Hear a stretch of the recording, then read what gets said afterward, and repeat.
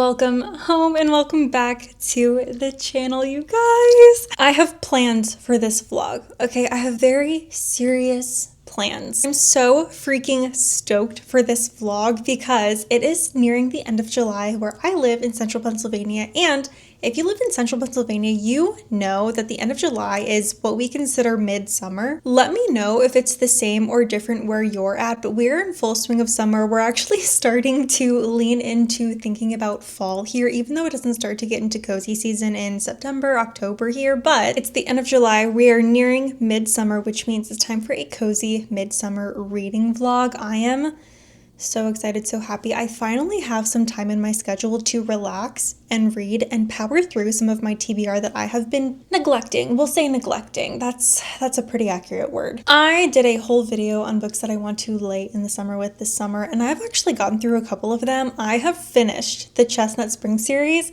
The last book in Elsie Silver's Chestnut Spring series was a 5-star read for me, Hopeless with Bo and Bailey. It was so freaking good, and I just didn't have time to do a reading vlog for it. I really wish I could have, because honestly, the way I could talk about that book for freaking days, months, years, that's one of the books that I'm going to remember for the rest of my life. I absolutely loved the way that the last book just ended the Chestnut Spring series. Honestly, it was so good. I thought I was going to go into a reading slump after reading it, because I have heard that once you read a 5-star, sometimes it's hard to find a really good book after that. But luckily, I got my first Lucy Score book in a Unwrap a Book or Blind Date with a Book from Target, and it is Story of My Life, and I have heard raving reviews about this one. This is an anticipated 4 or 5-star read, so we're going to be reading this in the reading vlog, and I think I'm really going to try and get through Lightlark as well, but I'll be honest, I'm kind of struggling. I think because it's just summer and I'm in a very romance reading kind of mood, but I cannot wait to get into this reading vlog and get up to a couple of other things in this vlog. Also, I didn't realize that I'm totally matching with my book.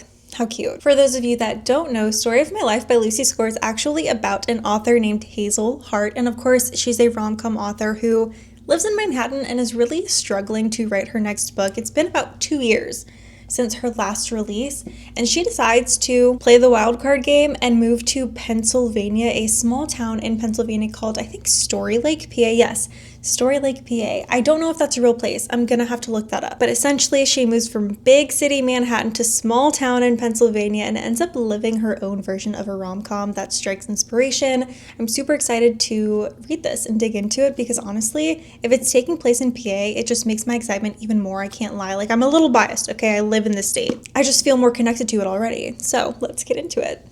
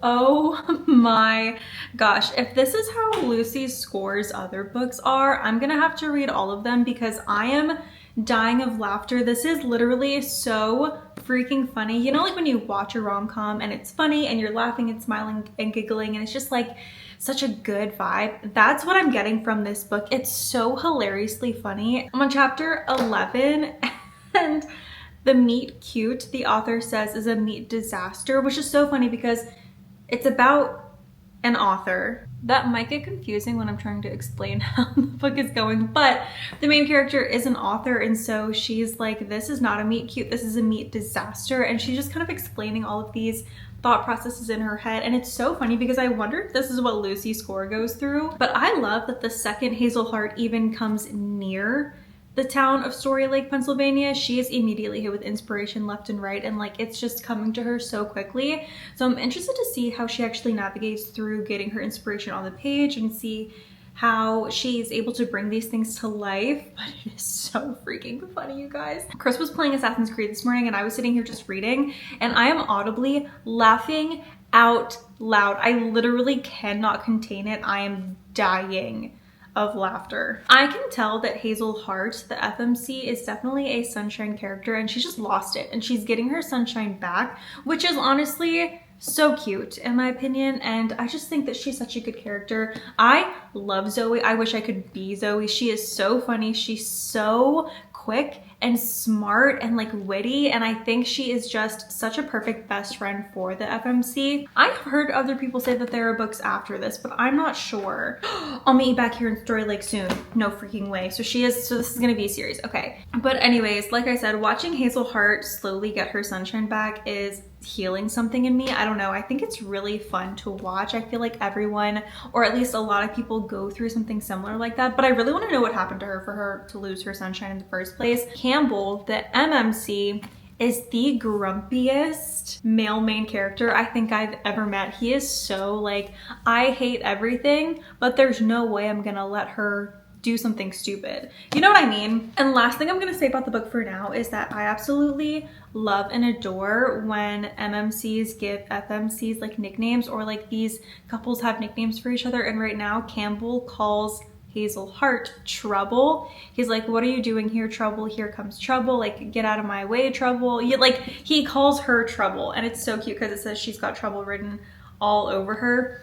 Also, I'm guessing from the cover that the main character, that the FMC, Hazel, is going to be getting a bike. So we'll see, because I don't know why there'd be a bike on the front, but she doesn't have one yet. And I actually have something super, super exciting to show you guys. Chris was like, I want to get you a push present. And I said, no, that's insane. That's crazy. I don't need a push present.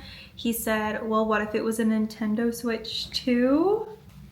I did not ask him to get this for me. He just knows that I've been wanting one, and he literally went out and got it for me like as a surprise and as a gift, and I am so freaking excited and happy. I've been playing on it every single day. The only game that we have right now is Mario Kart.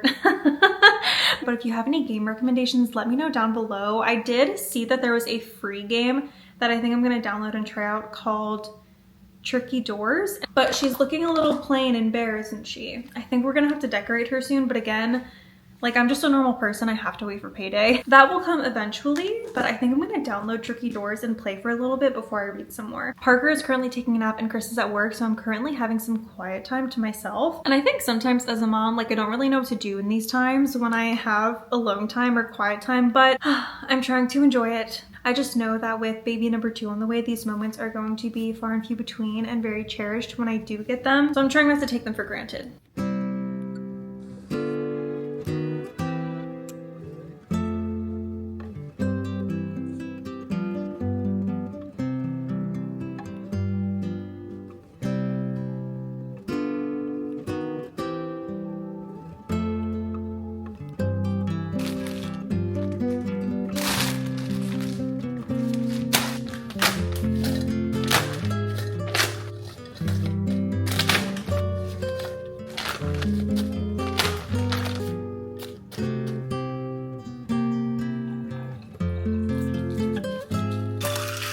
This might be one of the silliest things that ever comes out of my mouth, but Tricky Doors is actually really freaking tricky and hard. Chris and I were playing it together and we were both like, what? I'm not gonna lie, I was under the impression that because the game was a free game, it would have been a little easier, very cozy. This game definitely makes you think harder than you think you're gonna think.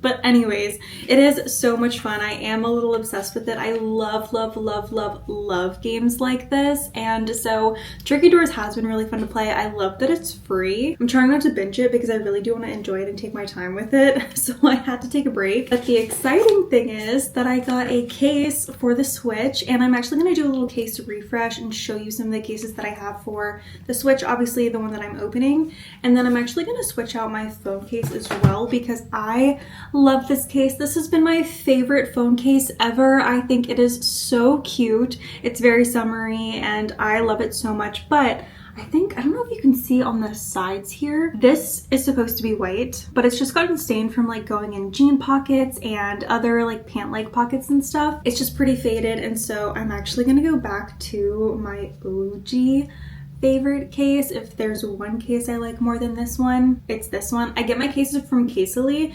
No, this is not sponsored, by the way. I genuinely just love their cases. I love their designs. I would love to try a case from Berga. So I'm going to do a little case refresh because the Switch desperately needs one. I'm honestly getting scared of not having one on there because I have been taking it out of the dock and like upstairs to play and carrying it around, and I literally am so scared to drop it. I have to put a case on everything. Sometimes even my books. I have a book sleeve that I got off of Amazon I think a year ago now for my books, and honestly I love this thing so much. It is so big. I fit my biggest fantasy books in here. I could fit a Bible in here with plenty of room to spare. I got it off of Amazon. They have a lot of different options. I like this one because they do have a pouch on the front that I can slip my pens in. Sometimes I wish that the pocket was on, like the extra slit pocket was on the inside, but at the end of the day, not the biggest deal to me because at least my book is protected. I love to take my books everywhere with me, and so having a book case or like book sleeve that I can put my book in and keep it protected while it's in my purse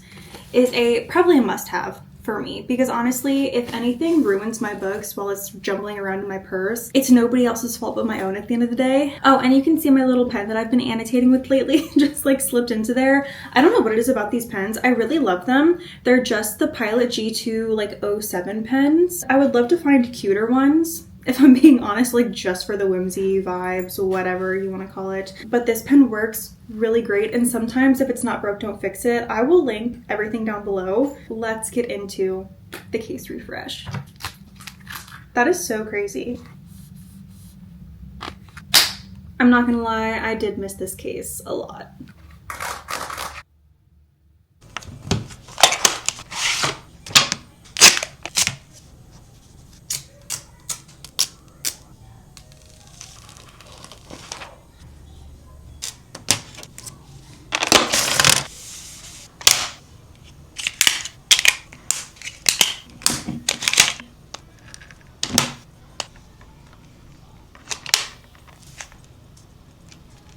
You guys, it is so stinking cute. I'm obsessed. I love the case. I actually didn't put all the attachments on. I think, what do we have here? I still have this little thing here that goes over like the game card slot, but I don't feel the need to put that on. And then it did come with a little stand. So you can literally put it on a stand like this. I do like that this is dockable though, so I'm probably just gonna like throw this in my case accessories area behind me. But I love the little thumb grips. Can you see me? Oh, you can see my camera. The little thumb grips are so cute, but honestly, because of my nails, I noticed that I was digging in, and I actually do really like having them on there to protect the thumb grips or like the joysticks on the actual Switch. I will probably always have them on here, but she's very sleek. I had to go with a very neutral color though for my first case. I usually do that with everything. I'll get a very neutral color to see if I like it, and then if I like it and I want to switch it up to a different color, I can just get a different color like a red or a green or a blue. They have a really pretty, I think it's called Heaven Blue, and then Matcha Green as some of the other color options that they have. I will link everything down below. It will be on my Amazon storefront and my ShopMy. So cute. I can't wait to keep playing now. I feel so much better now that it has cases on it and like a screen protector. And I did get the matte screen protector to make the glare not so bad if I ever decide to take it outside. And none of this stuff was expensive either, which I'm very happy with.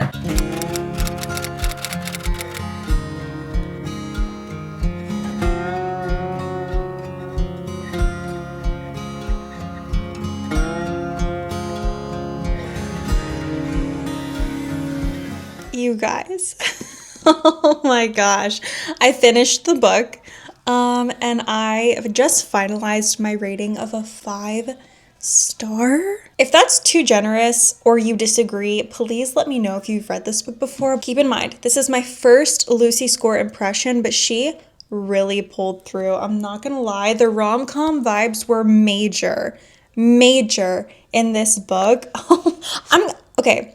I will say though, I did struggle on whether I was going to rate this a 4 or 5-star, and here's why. The conflict is not until right here. This is the end of the book. It's literally only the last 50 pages, and I feel like it was resolved so quickly, but I feel like given the dynamic of the characters and the type of characters that we have in this book, it just made the most sense to me. And since the conflict wasn't until the literal last 50 pages, I also feel like maybe it was a longer romance read than I'm used to. However, I didn't struggle to get through it. I thought it was a very easy and funny and interesting and just great read overall because of the dynamic of the characters and just like their backgrounds and everything. I feel like the conflict arose and was resolved in a very appropriate manner given all of the factors that go into it. I wish I was a Zoe, and Zoe is a side character. She is Hazel Hart's best friend. She's the main character's best friend, but I fear I may be a Hazel Hart. But I feel like there's a little bit of both in me. No, I'm rethinking that. I think I'm just a Hazel. I really connected a lot with the main character, even though I'm not a writer. I love to read, and just like seeing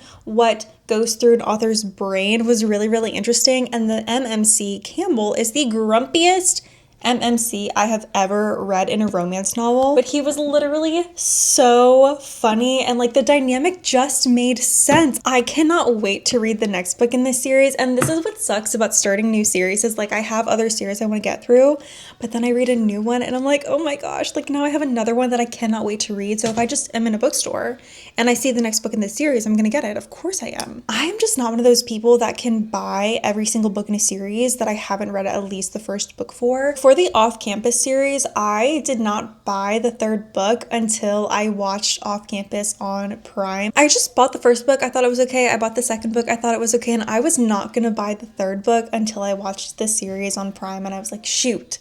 I love the dynamic between Dean and Allie, and everyone says that the third book is the best, and I did read it and it was the best. Can I just express how much I love to read for this passion and joy that I get? Like, I just love reading so freaking much. I truly don't know what book to read next because I jumped back into Lightlark after I finished this one, and it's okay. I'm just really struggling to get hooked into Lightlark by Alex Astor.